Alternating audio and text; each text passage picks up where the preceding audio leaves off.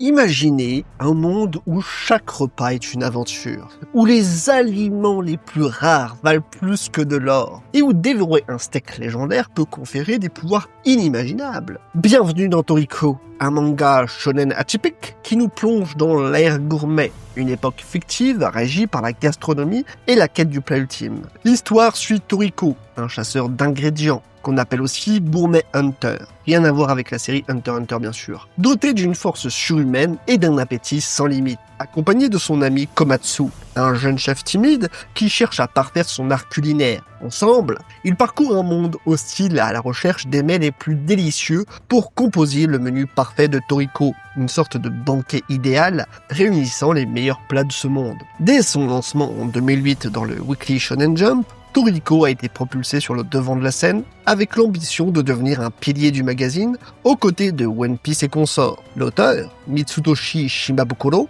a même collaboré avec son ami Eiichiro Oda pour un one-shot spécial et des crossovers animés mêlant les univers. C'est dire si Toriko était promis à un grand festin médiatique. Alors je vais vous le dire comme je pense. Le lore de Toriko, son univers et ses mythes avaient vraiment le potentiel pour rivaliser, voire combattre, voire même le défoncer tout simplement avec celui de One Piece. Donc, préparez-vous pour un voyage merveilleux et épique à travers un monde de saveurs extravagantes, d'humour un peu décalé et de combats dantesques. Le tout saupoudré d'une passion contagieuse pour la bonne chair. Alors accrochez votre serviette le mieux possible, parce que l'aventure Toriko est servie. L'univers de Toriko est régi par une seule loi. Mange ou sois mangé. Dans cette ère gourmet, les créatures comme les humains vivent pour la nourriture, littéralement. La planète de Toriko est immense, bien plus grande que notre Terre. Sa circonférence atteint 220 000 km, soit environ 5 fois celle de la Terre. Et pour cause, seul un tiers de sa surface constitue le monde humain, où vivent les gens ordinaires, tandis que les 70% restants forment le monde gourmet, un vaste territoire sauvage aux conditions extrêmes où prolifèrent des ingrédients géants et des monstres redoutables. Pas étonnant que la population mondiale y soit colossale, plus de 31 milliards d'humains rien que dans le monde humain, et que l'économie tout entière tourne autour de la gastronomie. Dans ce monde, tout le système est centré sur la nourriture.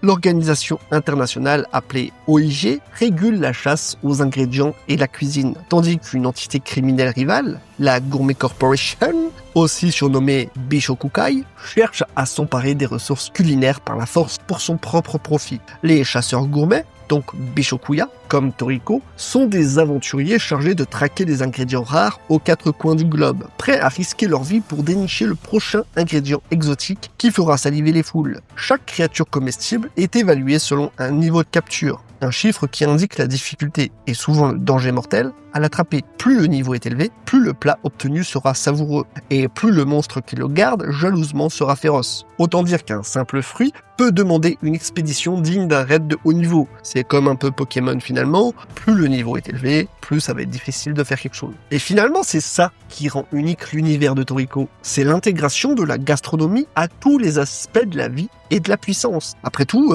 qu'est-ce qu'on aime dans la vie? Les combats et la bouffe, c'est lié. Et de toute façon, la bouffe nous donne de la faim. Bref, les individus les plus forts possèdent des cellules gourmets spéciales qui évoluent en fonction des délices qu'ils ingèrent. Manger un aliment d'exception peut littéralement décupler la force d'un personnage, renforcer ses sens ou lui conférer des capacités surhumaines. Toriko, par exemple, voit son corps renforcé à chaque nouvelle dégustation de haut niveau, développant même des techniques de combat inspirées d'ustensiles de cuisine. Son poing peut fendre l'air tel une fourchette géante, et ses tranchants de main coupent comme des couteaux affûtés. Certains combattants abritent en eux des démons culinaires, des entités voraces tapies dans leurs cellules gourmets, qui se manifestent en cas de combat extrême pour dévorer l'ennemi. Toriko lui-même renferme un démon en lui, voire 3 démons, qui se révéleront progressivement au fil de l'histoire. Dans Toriko, la nourriture n'est pas qu'un plaisir, c'est une source de pouvoir, d'où l'énergie de l'appétit, qui peut provoquer des explosions d'aura, des techniques dévastatrices, ou même influencer la météo. On est bien loin de la simple cuisine. Ici, la gastronomie est une force de la nature. Le bestiaire de Toriko fait passer les rois de la mer de One Piece, disons-le, pour de gentils poissons rouges. La planète regorge de créatures gigantesques et de plantes légendaires, tous plus fous les uns que les autres. Dans le monde humain déjà, Toriko chasse dès les premiers chapitres un Galalagator, un crocodile dragon de plus de 300 kg, dont la viande juteuse fait saliver les plus grands chefs. Plus loin, il affronte un redoutable serpent du diable de 300 mètres de long pour récupérer un puffer whale, un poisson globe géant extrêmement prisé, dont la préparation exige une dextérité chirurgicale, sous peine de le voir exploser en poisson. Chaque recoin de ce monde propose un plat d'exception. Le fruit arc-en-ciel, sur Regal Island, dont les 7 couches de pulpe offrent chacune une saveur différente, la soupe centenaire, un potage si rare qu'une goutte met 100 ans à se former dans les glaciers d'Ice Hell, le bibicorn, un épi de maïs géant contenant des graines explosives qui popent comme des dynamites sucrées, ou encore le Melocola, un soda naturel stocké dans le corps d'une énorme créature et filtré par des années de sommeil. Ces aliments fantastiques ne se laissent conquérir qu'au prix d'expéditions périlleuses, dans des environnements extrêmes. Montagnes glacées, déserts de sable comestibles, forêts carnivores, peuples de monstres aux dents longues. Et ce n'est que le monde humain, au-delà des frontières, séparé par des murs de cyclones imprenables dans le ciel et des océans de poissons corrosifs, s'étend le monde gourmet, véritable terre de tous les dangers. Le monde gourmet couvre 70% de la planète et est divisé en 8 vastes régions, la zone 1 à la zone 8, chacune gouvernée par l'un des 8 rois, des créatures mythiques si puissantes qu'elles sont vénérées comme des forces de la nature. Ces 8 rois ancestraux, dont les noms font frémir rien qu'à les évoquer, ont survécu à d'innombrables extinctions et règnent au sommet de la chaîne alimentaire. Citons par exemple Héraclès, le roi cheval de la zone 8, un étalon géant capable d'aspirer toute l'atmosphère d'une zone en une seule respiration. Bambina, le roi singe de la zone 7, un primate farceur à la vitesse ridicule qui garde un fruit légendaire au sommet d'une montagne. Guinness, le roi loup de la zone 2, dont le hurlement peut faire trembler la terre entière, ou encore un dragon terrifiant. Derousse, le roi dragon de la zone 1, détenteur d'un laser nucléaire dans la bouche. Oui, un dragon laser rien que ça. Quand la nuit tombe sur le monde gourmet, c'est que les 8 rois se mettent en mouvement. À ce moment, toute la faune devient encore plus agressive, et même les climats se dérèglent sous leur influence. Autant dire que seuls les plus forts des humains osent s'aventurer sur leur territoire. La flore n'est pas en reste, avec des plantes géantes et des ingrédients vivants, des forêts d'algues sucrées, des volcans de sauce piquante, des îles entières en forme de dessert. L'imagination de l'auteur est sans limite et flirte souvent avec l'absurde. On trouve par exemple le domaine gourmet de la zone 6, une mer infinie peuplée de poissons aux saveurs divines, ou le Breath of Earth de la zone 4, un ingrédient minéral si délicieux qu'il est classé comme dessert. Chaque région propose son lot de merveilles gastronomiques et de prédateurs titanesques pour les protéger. La puissance de ces créatures dépasse l'entendement. Un Forbist, monstre quadrupède légendaire, qui s'éveille tous les quelques siècles, est parvenu à ravager des villes entières dans le monde humain lors d'une invasion. Et ce n'était qu'un petit joueur chassé de son territoire par plus fort que lui. Dans Toriko, même les armées et les missiles sont impuissants face aux monstres du monde gourmet. Autant dire que pour goûter au mets suprême, nos héros doivent risquer bien plus que des papilles. Leur vie est le prix à payer pour le menu parfait. Et on parle pas d'un menu best-of. Un univers extravagant requiert des personnages à la hauteur. Toriko ne manque pas de protagonistes charismatiques et hauts en coût. Ainsi, petite présentation des protagonistes principaux. Toriko, donc, qui est le protagoniste doté d'une force surhumaine et d'un odorat digne d'un chien truffier, il utilise un style de combat unique inspiré des ustensiles de table. Ses coups de poing,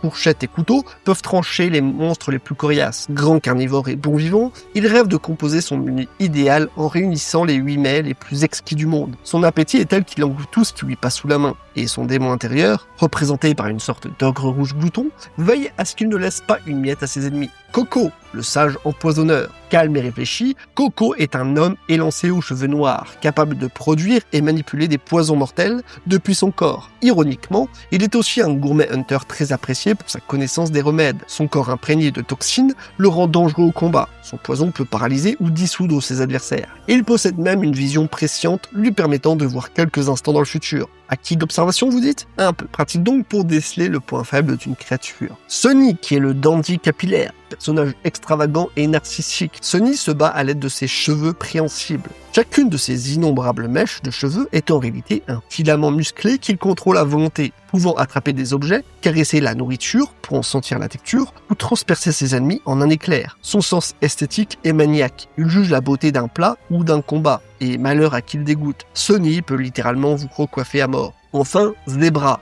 la brute sonore. qui est probablement le plus craint du lot. Zebra est à la voix tonitruante. Il a la capacité de manipuler les ondes sonores. Il peut crier si fort qu'il pulvérise ses cibles avec des ondes de choc. Son tempérament colérique et son appétit violent lui ont valu une réputation de monstre. Il était emprisonné en isolement pour avoir causé l'extinction de plusieurs espèces, parce qu'il les avait toutes mangées. Malgré son comportement de voyou, il respecte Toriko et compagnie, et rien ne lui fait plus plaisir qu'une bonne chanson, ou un bon plat bien sûr. Aux côtés de ce quatuor explosif, Toriko propose une galerie de personnages secondaires tout aussi savoureux. Le fidèle Komatsu, jeune chef prodige, gagne en assurance à mesure qu'elle réussit à cuisiner l'impossible. Il représente le cœur du manga. Grâce à son talent culinaire et à son bon cœur, il transforme les ingrédients brutaux que Toriko capture en plats succulents, et surtout, il réunit les gens autour d'une table. Komatsu croit fermement que la cuisine doit être partagée, une conviction qui sera littéralement magique dans l'histoire. Son amitié avec Toriko fait évoluer les cellules gourmets de ce dernier,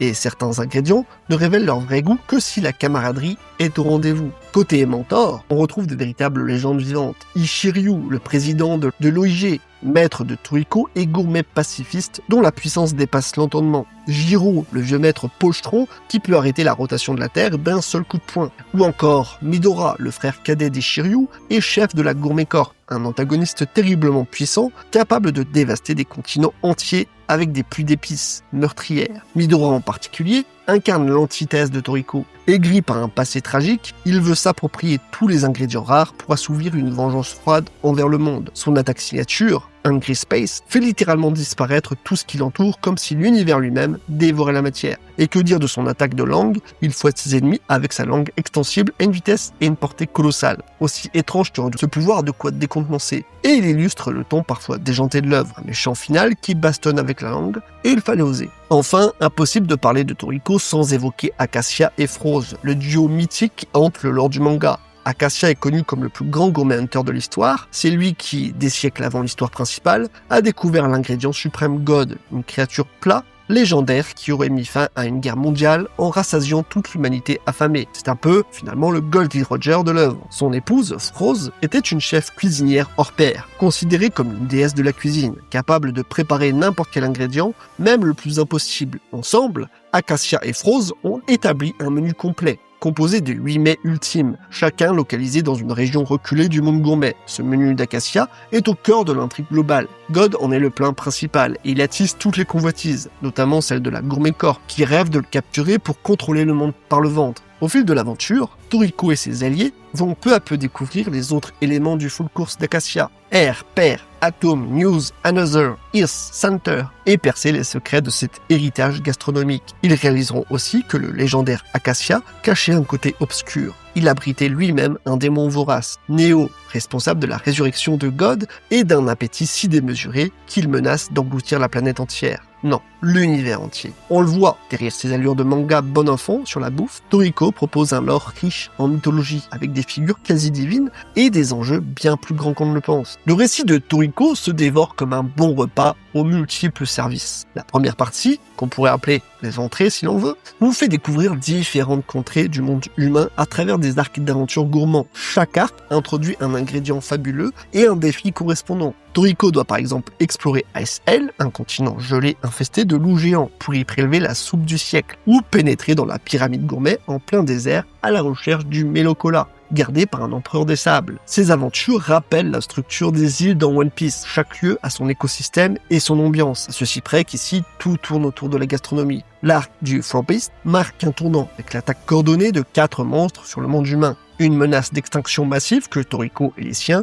n'arrivent à contrer qu'au terme d'un combat titanesque et d'un festin in extremis. Cette victoire chèrement acquise annonce la fin de l'ère d'abondance facile. Pour progresser, nos héros doivent maintenant affronter le monde gourmet lui-même. L'entrée dans le monde gourmet fait office donc de plat de résistance dans l'histoire. L'équivalent du nouveau monde dans One Piece, la zone inconnue et ultime où se trouve le vrai défi. Toriko et les 3 autres rois gourmets, accompagnés de Komatsu, franchissent enfin la frontière lors d'un moment exaltant qui sonne comme un nouveau départ. Le monde gourmet était depuis le début présenté comme un Eldorado dangereux, réservé aux élites, et son exploration promettait d'être longue et dense, avec 8 continents aux environnements radicalement différents. D'ailleurs, l'auteur avait semé l'idée qu'au-delà de ces 8 zones se cacherait un 9e continent secret, attisant encore plus la curiosité des lecteurs. En somme, on s'attendait à une saga au long cours, potentiellement une 60aine de tomes d'aventures effrénées dans la veine d'un One Piece. Cependant, c'est ici qu'un coup de théâtre éditorial survient. Toriko, n'ayant pas rencontré le succès escompté au Japon, malgré sa popularité de niche, les ventes du manga déclinaient. La série a été écourtée. L'éditeur a sonné la fin prématurée de l'aventure, obligeant Mitsutoshi Shimabukuro à revoir ses plans. En coulisses, il a dû accélérer l'histoire drastiquement, au point de sauter des arcs entiers qu'il avait prévus et d'enchaîner directement vers la conclusion. Ce qui devait être un banquet bien équilibré s'est transformé donc en buffet à volonté, où l'auteur a tenté de tout servir en même temps, au risque d'une indigestion côté lecteur. Concrètement donc, après un second continent exploré relativement normalement, l'arc inoubliable du roi singe Bambina par exemple, avec son ingrédient père qui donne lieu à un mix d'action extrême et d'humour absurde, le rythme s'emballe. Au lieu d'un arc par continent comme initialement suggéré, l'auteur sépare les héros en plusieurs groupes et les envoie simultanément conquérir les ingrédients ultimes sur les différentes zones restantes. Ce qui aurait pu être autant d'aventures épiques, détaillées et résumées en quelques chapitres. Tel groupe obtient news, ici un autre et récupère Another là-bas, presque en ellipse. Bref, l'objectif clair est de précipiter l'arrivée du boss final, le démon Neo, qui possède Acacia, et de livrer une bataille finale sans plus attendre. Exit donc une bonne partie de l'exploration gourmande qui faisait saluer. Place à une enfilade de combats et de massacres d'une ampleur cosmique. La bataille finale constitue le dessert de l'histoire, servi malheureusement un peu à la va-vite. Elle voit s'opposer Toriko, ses amis, et même d'anciens ennemis, devenus alliés, à Neo Acacia, dans un affrontement si colossal qu'il menace de dévaster la planète, puis l'univers entier. Les chapitres ultimes rivalisent de surenchère. Les coups des combattants fissurent le globe sur des milliers de kilomètres. Des explosions d'énergie secouent l'atmosphère, et la Terre elle-même manque de se disloquer sous la puissance déployée. Shimabukuro introduit dans ce rush final une avalanche de concepts que les personnages débitent à grande vitesse. On nous explique l'origine des cellules gourmets, la nature véritable des démons de l'appétit, l'existence de différentes couleurs d'univers, le phénomène du food luck, donc la chance gastronomique, le mystère du back channel, une dimension parallèle où le temps s'écoule différemment, accessible via les esprits des ingrédients, sans oublier les propriétés miraculeuses de chaque denrée ultime du menu d'Acacia. Autant d'éléments de lore fascinants, qui auraient mérité d'être plusieurs tomes. En l'état, tout est condensé, expliqué à la chaîne, dans le feu de l'action. De quoi donner le tournis même aux fans, et un goût d'inachevé. En lisant ces derniers chapitres, on sent bien que la quantité d'énigmes et d'idées présentées aurait pu tenir en haleine les lecteurs pendant encore des années. Au lieu de cela, la résolution express frustre quelque peu, bien qu'elle reste épique et riche en révélations. Malgré ce backlash forcé de la fin, dû donc aux circonstances éditoriales, Toriko parvient à offrir une conclusion pour le moins satisfaisante sur le plan thématique. Le dernier chapitre se clôt sur un banquet final grandiose qui rassemble tous les personnages autour d'une table pour partager un ultime repas. Dans ce festin, quasiment tous les ingrédients que nos héros ont chassés au cours de l'histoire sont préparés et servis, comme un hommage récapitulatif de leurs aventures. Même les personnages disparus reviennent sous forme d'esprits gourmands pour déguster une bouchée. Cette scène de communion universelle, chargée d'émotions pour un lecteur de longue date, est un clin d'œil au tout premier chapitre où Toriko mange déjà un colossal repas. Et elle illustre parfaitement le thème central du partage. L'épilogue se paye même le luxe d'ouvrir une porte vers l'avenir. Toriko, jamais rassasié d'aventure, envisage de partir explorer l'espace à la recherche de nouvelles saveurs cosmiques, laissant entendre qu'il y a encore plus loin que le monde gourmet. Une ultime provocation, imagination gourmande. Au final, Toriko s'achève en 43 tomes, au lieu des 60 environ initialement envisagés, laissant un peu sur la fin ceux qui rêvaient de voir chaque continent exploré en détail. L'auteur lui-même a avoué sa frustration de ne pas avoir pu raconter toute l'histoire, telle qu'il la concevait, et on comprend pourquoi. Néanmoins, ce qui a été servi au lecteur reste un plat d'exception. Toriko propose un univers incroyablement généreux, en monstres fabuleux, en environnement naturel fantastique et en concept imaginatif. Bref, l'aventure avec un grand A était bel et bien au rendez-vous. C'est un manga qui, malgré ses défauts et une popularité moindre, a su marquer par son originalité débridée et sa passion communicative pour la nourriture et le bien manger. Comme je l'ai dit, il y a beaucoup de choses en commun entre Toriko et One Piece, et elle n'est pas qu'un slogan provocateur, elle s'impose naturellement tant les deux œuvres partagent une philosophie de l'aventure, tout en la déclinant sur des tons très différents. D'un côté, One Piece de Eiichiro Oda manga pirate fleuve, règne depuis des décennies avec un monde foisonnant d'îles, de cultures et de mystères à résoudre. De l'autre côté, Toriko, plus jeune et plus insolent, a tenté de bâtir un monde peut-être encore plus vaste et excentrique, dont l'épine dorsale et la gastronomie. Alors, l'or de Toriko aurait-il pu surpasser celui de One Piece? Sur le plan géographique déjà, Toriko met la barre très haut, ou très large. La planète de Toriko est 5 fois plus grande que la Terre, alors que l'univers de One Piece reste globalement à l'échelle terrestre, même s'il est largement recouvert d'océans. Dans One Piece, l'inconnu se cache au bout de la mer, avec la route vers Locktail et le One Piece à trouver. Dans Toriko, l'inconnu était partout autour, dans ce monde gourmet représentant la majeure partie du globe et fourmillant de zones inexplorées. Les deux œuvres partagent cette idée d'un monde scindé, One Piece à Red Line et Grand Line séparant les 4 mers. Toriko à la frontière entre monde humain et monde gourmet,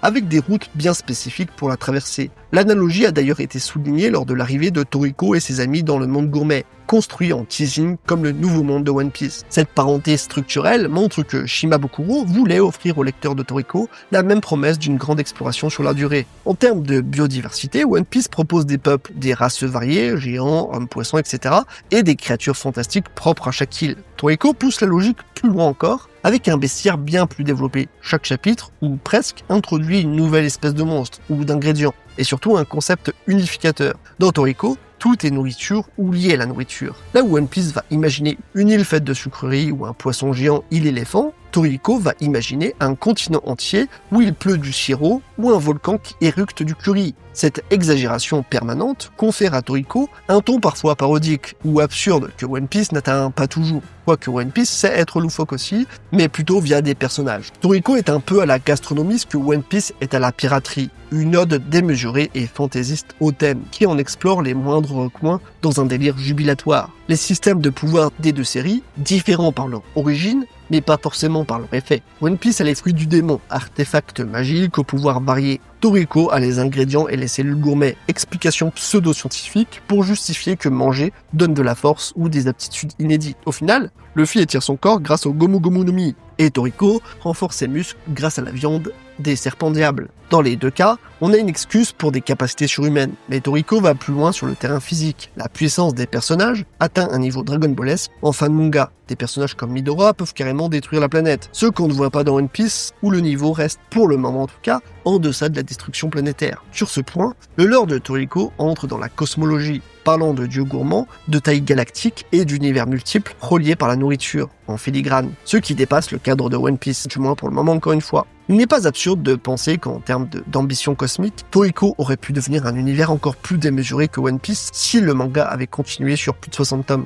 Là où One Piece conserve une part de mystère autour de son lore, les poneglyphes, le siècle oublié, dont l'explication est parcellaire et distillée sur des centaines de chapitres, Toriko lui a joué carte sur table en dévoilant presque tous ses secrets dans un court laps de temps, surtout vers la fin. Il y a eu du bon et du moins bon là-dedans. Bon parce qu'on a beaucoup d'informations fascinantes sur le fonctionnement de son monde. Par exemple, l'origine des ingrédients spéciaux, le pourquoi du comment de la croissance de la planète, etc. Ce qui en fait un univers très complet sur le papier. Moins bon parce qu'on n'a pas eu le temps de les vivre pleinement dans l'intrigue, contrairement à One Piece qui fait durer ses mystères et permet aux fans de terroriser pendant des années. Si Toriko avait eu le luxe de s'étendre, peut-être aurait-il pu concurrencer One Piece en termes de mythologie au long cours. Il faut d'ailleurs noter que Shimabukuro et Oda sont amis, et leurs œuvres se sont mutuellement référencées. Outre les crossovers animés, on trouve par exemple un one-shot crossover où Luffy et Toriko chassent un poisson géant ensemble. On sent une forme de complicité entre les deux séries, voire une envie mutuelle de se tirer vers le haut. L'ironie veut que Toriko n'ait jamais atteint la popularité de One Piece, restant un succès d'estime plus qu'un phénomène de masse. Les raisons de cette différence de destinée sont multiples, nous y reviendrons bien sûr. Mais du point de vue du lore pur, beaucoup de fans considèrent que Toriko proposait un univers à la créativité débridée, tel qu'il aurait mérité d'être aussi reconnu que One Piece. Au final, on voit très bien à quel point les deux univers sont très similaires, à quel point la structure est la même. J'aurais comme beaucoup aimé en voir plus, mais malheureusement, ça fait partie du facteur chance aussi parfois, qu'on ne rencontre pas forcément, et les éditeurs ne sont pas trop d'accord avec ça. Si tu ne réussis pas, si tu ne fais pas les stats très vite, c'est pas comme sur YouTube, on t'écarte, tu vas faire ton truc dans ton coin, on s'en fout. Et ça, c'est un peu dommage. Mais malheureusement, c'est le jeu de l'édition. Il faut être parmi les meilleurs si tu veux continuer. Et encore, je dis meilleur, mais c'est être parmi les plus populaires. Parce que popularité n'est pas égale à qualité, encore une fois. Et justement, il faut aborder le point noir de Toriko, son adaptation en animé. Diffusé de 2011 à 2014 par Toei Animation, l'animé Toriko comptabilise 147 épisodes qui couvrent en gros la première moitié du manga, jusqu'à l'arc festival gastronomique, aux alentours du tome 25-28. Hélas, là où le manga original était un plat révélé et généreux, l'animé s'est avéré être une soupe fade, largement édulcorée pour un jeune public matinal. Soyons sincères, il vaut mieux lire le manga que regarder l'animé, et ce pour plusieurs raisons. Déjà, la surcuisson et censure. L'anime a été diffusé le dimanche matin au Japon, créneau familial, c'est avant One Piece d'ailleurs. Pour coller à ce public plus jeune, Toei a drastiquement censuré la violence et certains éléments graphiques du manga. Exit le sang, exit les scènes un peu gore où Toriko arrache un muscle ou se fait mordre le bras, tout a été adouci. Le résultat, de l'avis même des fans, c'est que l'anime ressemble à une version for kids de Toriko, en référence aux adaptations américaines aseptisées. Les combats y perdent en impact quand on a lu le manga et qu'on voit à l'écran les coups portés dans le vide ou les blessures invisibles, c'est frustrant. D'ailleurs, si on compare avec la première version de Ufotable qui aurait pu faire l'anime qu'il a fait pour un épisode un peu spécial, eh ben on voit tout de suite la différence, ça n'a rien à voir. Il y a aussi des changements et des remplissages. Non content d'adoucir le ton, l'anime s'écarte du scénario original sur plusieurs points.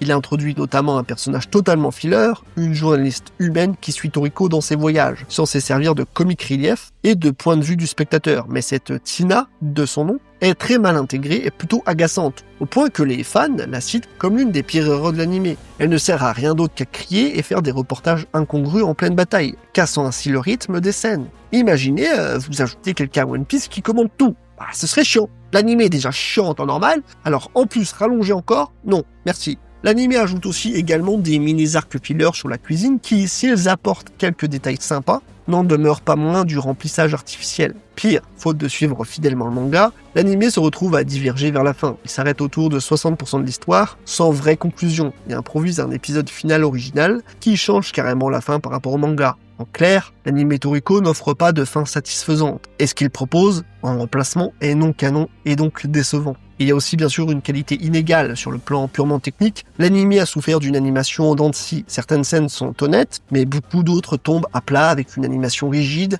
ou des dessins bâclés. Toei n'a manifestement pas mis Toriko tout en haut de ses priorités côté budget. Et ça se voit. Pour ne rien arranger, la bande-son est relativement quelconque et ne transcende pas l'action. Encore une fois en opposition à l'épisode spécial lors de la Jump Festa. Petite comparaison.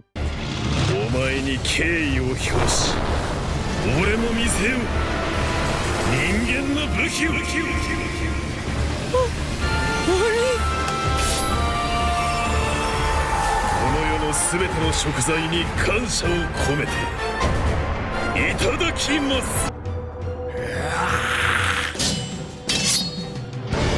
人間の武器を。